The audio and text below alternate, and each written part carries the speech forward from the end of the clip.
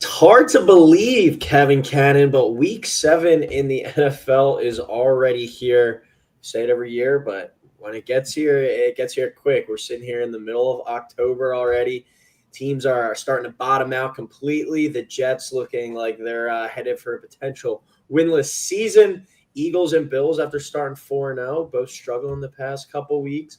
So we got some stuff to talk about in this episode. Yet again, another London game. And yet again, another Monday night doubleheader coming up this week. So a lot to get into this week. Some big games. Can the Eagles bounce back against the Vikings and a potential Jalen Hurts versus Carson Wentz matchup? We got the London game as well. Monday night game with the Bucs and Lions, maybe the best two teams in the NFC. So plenty to talk about. Kev, welcome back, and how are we?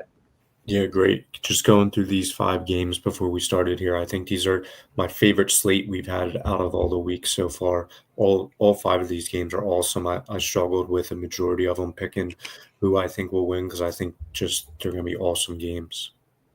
Yeah, you said it best. As you look at these games, it's a good week to sit on the couch on Sunday from 9:30 till whenever you go to bed and just tune in. Monday night too, you got a doubleheader. Not the biggest fan of these Monday night games, but at the same time, football is football. You're gonna sit there, you're gonna watch it. But yeah, Sunday we got yet again another London game. I don't know how many more we have to go. I think the Jags are actually playing back to back, so they might be playing there next week. But sometimes they'll play at 1 o'clock. So remains to be seen what time that game is next week. But you got the Rams at 4-2 at the Jags, 4-2. Jags, I guess, technically the home game and our home team in this one over in London. 9:30 kick on the NFL Network. Rams -2.5, over under 44.5. Jags coming off a home loss last week to Seattle, and then you have the Rams coming off a road victory at Baltimore. Wasn't a very pretty win, but they got it done. Yeah, so I'm having the Rams win a close one, 17 to the Jags 14. Rams cover the 2.5, under 44.5. Kind of a low scoring, kind of gross game, I think, here. And this is kind of a London stat, a fun stat here. Since 2007, there's been a total of 41 NFL games played in London, and this game will mark just the second time that both teams have had a winning record going into the game. So I think we've all been accustomed and used to these London games early in the morning just being usually horrible teams, ugly games, low scoring. Now, that's kind of not the case here. Like I said, the second time ever that's 2 teams with a winning record, but I still think it's going to be a pretty low scoring game, not a great game. As the Jags are 4-2, but I just don't believe them. I don't believe in them. I don't think they're that good. I know they still lead the league in takeaways even after getting none last week. They have a total of 14.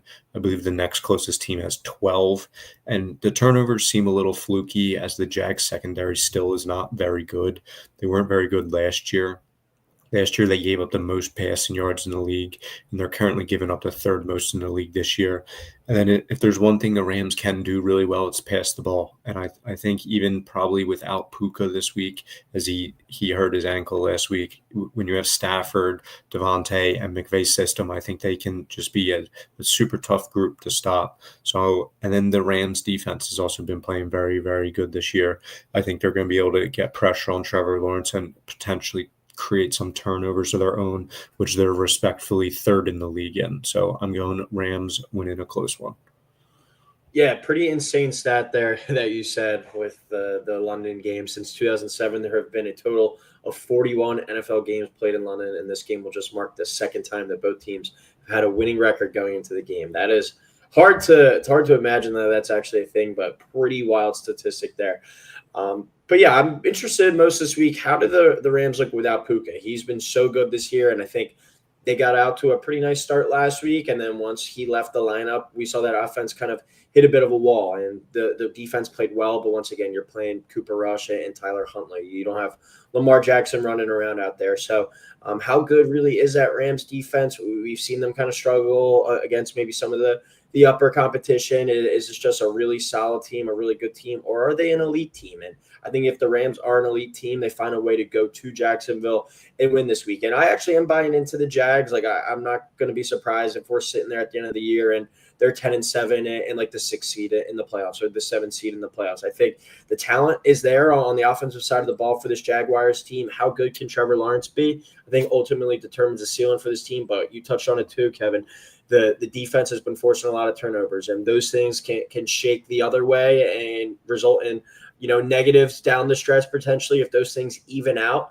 But I think this offense is young and dynamic enough to be a real threat here in the AFC South and contend with the Colts and see if the Texans can get back in the picture. But for this game on Sunday, I'm going to go with the Rams. Even without Puka, I like this Rams team a little bit more. I trust Matthew Stafford a little bit more. So I'm going to take the Rams to win, and I'll take them to cover 24-21. So I'll go Rams minus 2.5 over a 44.5 there. All right, Sunday, maybe the most interesting game on paper of the day with the Eagles at 4-2 coming off their recent struggles, going to Minnesota to play the 3-2 Vikings. It looks like we're going to get Jalen Hurts versus Carson Wentz in this matchup, with obviously Jalen Hurts being the replacement for Carson Wentz. A good storyline there for Philadelphia fans at least. 1 o'clock kick on Fox. Eagles are a 1.5-point favorite, over under 43.5. Yeah, I'm going Eagles winning a close one, 20-17. Eagles minus 1.5, under 43.5. I don't think I watched a snap of the Eagles-Giants game last week after the Phils lost. I think that was probably for the best. I just didn't have to really pay attention to that. And can they really lose 3 in a row here? Honestly, I think they probably can lose 3 in a row here, as they just don't look very good on either side of the ball. The Vikings defense is very good, and they're also coming off the bye. The Vikings defense is top 5 in points and yards allowed, but like you said, Carson Wentz is their quarterback. I did see J.J. McCarthy return to practice this week, but hasn't been named yet the starter. It seems like kind of murky. Seems like it's probably going to be Wentz. Either way, I don't think this game is going to be super pretty, but I'm just going with the Eagles here because I think they're just way too talented to lose three in a row here. They're coming off a little mini bye of their own, and I'm picking them kind of in the hopes that they did some self-scouting over these past couple of days and are going to be able to start correcting mistakes and vibes and just get this thing start rolling a little bit better than it has the past 2 weeks. Yeah, this is a game that the Eagles got to win, and you touched on it best. Carson Wentz is the opposing team's quarterback. The Eagles know him pretty well. It's not a situation where a lot of guys on this defense were in the same locker room as him, but I'm sure this organization is quite well aware of Carson Wentz and the player that he has become since he left the Philadelphia Eagles, quite frankly. This has got to be a game where the defense gets after him. Quite frankly, the pass rush for this Eagles team has been very disappointing this year. Zadarius Smith now retiring. That leaves another hole kind of at that edge rusher spot. Can this team get after Carson Wentz? Because we know his pocket presence isn't good. We know he's willing to turn the football over, whether it's a strip sack, holding on to the football too long, throwing a wild pass for an interception. Carson Wentz is not a very good quarterback. We've come to know that.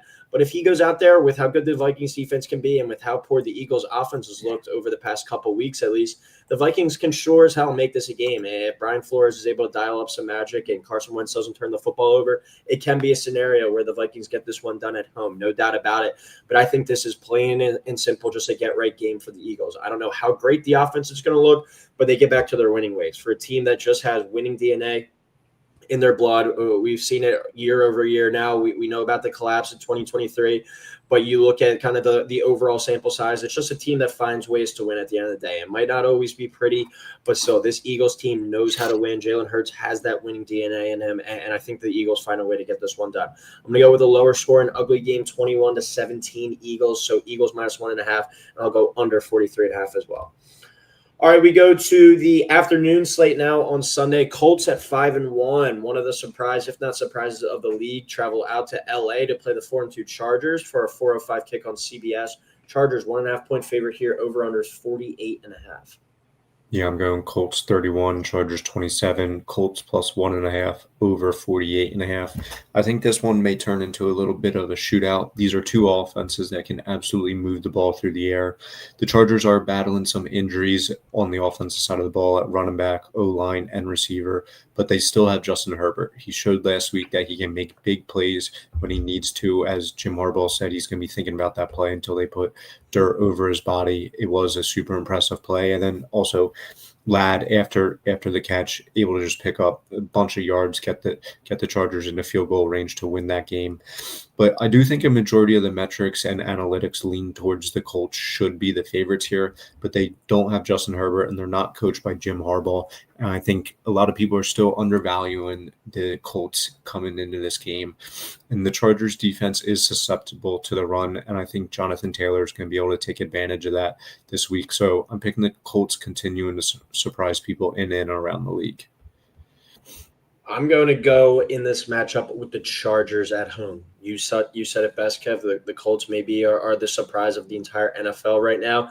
But I do think this could be one of those games where Daniel Jones regresses to the mean a little bit. And he could continue to prove people wrong. He could continue to look like, the comeback player of the year in the NFL. But it's a damn good Chargers defense that he's going up against. And I think Jim Harbaugh and that defensive staff over there in LA are able to throw a couple looks at Daniel Jones in this one and mess him up. He's still, at the end of the day, a quarterback that I think that struggles kind of under pressure. And all credit to him for how well he's played this year. But I think this is one of those games where he kind of just comes back to the Daniel Jones that we all know and expect every week. Jonathan Taylor, though, hats off to him. He's been the best running back in the NFL this year. I think he's made life a lot easier for Daniel Jones, really giving that team an A-plus running game and allowing kind of the passing game to work off of it. Daniel Jones has been awesome. Shane Steichen, credit to him for naming him the starter from day one. And Jonathan Taylor being able to kind of carry the load for this offense. I think they're flat out right now next to the Buccaneers, the story of the NFL thus far. It's been a great revival story, but I think this week it comes back to the mean a little bit. The Chargers find a way to get this one done, and I like some points in this one too. I know I touched about the Chargers defense. I think they're able to kind of cause a couple turnovers on Daniel Jones in this one, but I think that the offenses in this one are pretty high-powered. I really liked Vidal and how he looked last week for the Chargers, and I think anytime you have Justin Herbert and Ladd McConkey on the field, you're going to give your team a chance at the end of the day. So I'm going to go Chargers 31-27, Chargers -1.5 over 48.5. All right, I think this one's a really fascinating one too, and I think it's going to be a fun one. Commanders at 3-3, coming off a last-second loss to the Bears last night. They'll travel to Dallas for an NFC matchup with the Cowboys at 2-3-1. Cowboys, you lose this one. The Eagles, if they win that one, the Cowboys are really kind of putting themselves out of NFC East contention for sure. 4:25 kick on Fox. Commanders are a 1.5-point favorite. Over/under is 55.5. Yeah, I think this is going to be a really fun one too. I think it has shootout written all over it. The over total kind of speaks to that at 55.5, but it's going to hit the over. Cowboys 34, Commanders 27, Cowboys +1.5, over 55.5. The Cowboys can pass the ball all over the field. George Pickens has looked awesome this year, and Jake Ferguson has also played very well. Dak has also played at a super high level. And the Commanders' defense has struggled against the pass at times this year and then also against the run last week. And then on the offense for the Commanders, with Jaden back from his injury, the offense obviously looks in much better shape. And the Cowboys are also not able to stop the run at all, which obviously with Jaden is a big deal because he's able to use his legs as well outside of the pocket. Last week, the Cowboys gave up 6.4 yards per play to the Panthers, but the Commanders gave up an even worse 6.5 yards per play to the Bears. So I think lots of points, lots of yards in this game, ball moving up and down the field. And then CeeDee Lamb and Terry McLaurin are both listed as questionable coming into this game. So if either of them are able to go, I think that only adds to the points total here. And I like the way Dak is playing right now. So I'm going Cowboys winning a game with very little defense. My favorite play of the week this week is the over in this Commanders versus Cowboys game. The Cowboys defense can't stop a soul right now. You touched on it as well. Terry McLaurin might be coming back for this Commanders offense that I think could use a little bit more spark, a little bit more firepower, and Terry McLaurin is the guy to do that. But just to go with the Cowboys defense really struggling, not being able to stop anybody, that offense has been on fire. Dak Prescott, he's putting up great numbers, MVP level numbers. The wins just aren't there for him, but hats off to him for the offensive output that he's putting up every single week. Javonte Williams has been a great find at running back, and that offense is intimidating. That offense is a hard one to go up against. If CD is able to return to, just adds a little bit more firepower there. George Pickens, I think we can make an argument. He's been a top 5 receiver in the NFL this year. Jake Ferguson has been great at the tight end spot, and Dak has been an awesome quarterback. You combine that with a Commanders offense that any given week with Terry back, with Ja'Cory Krosky-Merritt in the fold, and it seems like making a presence felt every week. Zach Ertz is still killing it as well at the tight end spot. These are two offenses that can really go. So I think we see these two teams in that 425 slot on Fox go back and forth for a lot of points in this one. But I'm with you, Kevin. I like Dallas to win this one at home, 35-31. So I'm going to go Cowboys plus 1.5 and the over 55.5, hitting big time there. All right, final game of the week before we get into our touchdown parlay, our dog of the day, and our lock of the week. We go to Monday night. We got a doubleheader this week. This is the first game on the Monday night tilt. Bucks at 5-1 at the Lions 4-2. Lions coming off that loss on Sunday night to the Chiefs. 7 o'clock on Monday Night Football on ABC. Lions 5.5-point favorite here, over under 52.5. I'm going Lions 24, Bucks 23. So Bucks cover the 5.5, under 52.5. 5.5 seems like a lot to me here. I think this is going to be a really close game between two really good teams. The Bucks do have a ton of injury, but that just never seems to rattle Baker or the team. He just continues to make plays with his arm and his legs. That first down last week, that in a need to have it moment, was just absolutely crazy, almost like willing the Bucks and his team to a victory, and with that first down play. Both teams have all offenses that can be dynamic, but I think the Lions just do have a little bit more and will be able to hold off any comeback that Baker attempts in this one, as neither defense is exceptional, but both can kind of hold their own.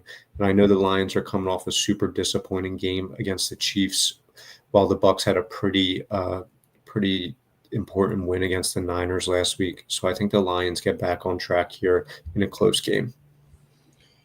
Yeah, I like the Bucks in this one to keep it within the number, but we talk about it all the time, how good the Lions are against the spread, and they don't cover last week. You kind of think that they're going to this week. They're 20-9 against the spread under Dan Campbell after a loss. And just in games in total, they're 53-25 against the spreads, covering at 68% under Dan Campbell. It's like you almost never want to pick against him against the spread, but you just don't really see a scenario where this Bucks team gets blown out. Now, maybe the Lions at home, prime time, have a little bit of revenge on their mind, or coming out pissed off after losing to the Chiefs. And maybe they go out there and put on a clinic, and the Bucks kind of injuries actually finally catch up to them. But I just don't see a scenario where this Bucks team gets blown out. Maybe they get down early and they make a comeback late. But I do like the Lions to win this one. The Bucks, they haven't done anything to sway my opinion that they're going to be the NFC representative in the Super Bowl this year. I think Baker, as of today, would be my pick for the MVP award. But you're telling me a scenario down in December where if I have Chris Godwin, Mike Evans, Bucky Irving, and Emeka Egbuka out on the field, that's not the best offensive arsenal in the entire NFC.